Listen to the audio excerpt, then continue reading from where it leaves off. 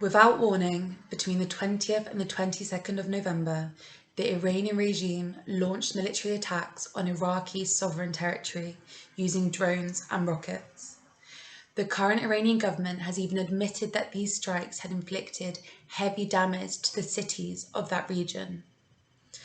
Attacking the offices of a political party based in another country is an act of foreign intervention that needs to be widely condemned by all countries, states, and members of the current Iranian government with a conscience.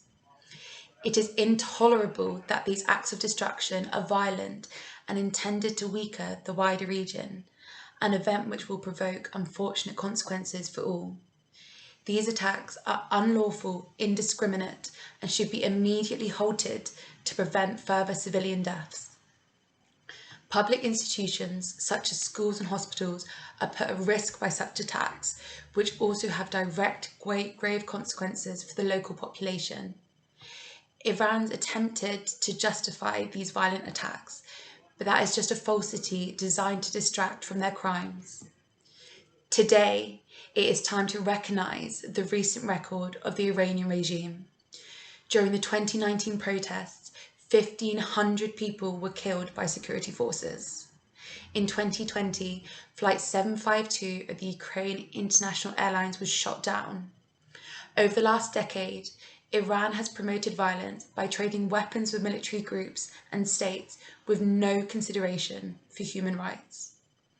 In Iraq, in Syria, in Yemen, these track records do not lie. None of these actions are defensible, and a vague labelling of anyone critical of the current government of Iran as a terrorist is thinly veiled threats to suppress the voices of the people both inside and outside of the territory it controls.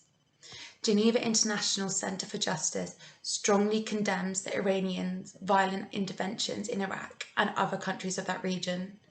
We recall that indiscriminate attacks are illegal and place civilians at risk, violate sovereignty, and threaten further violence in a region that has already suffered so much.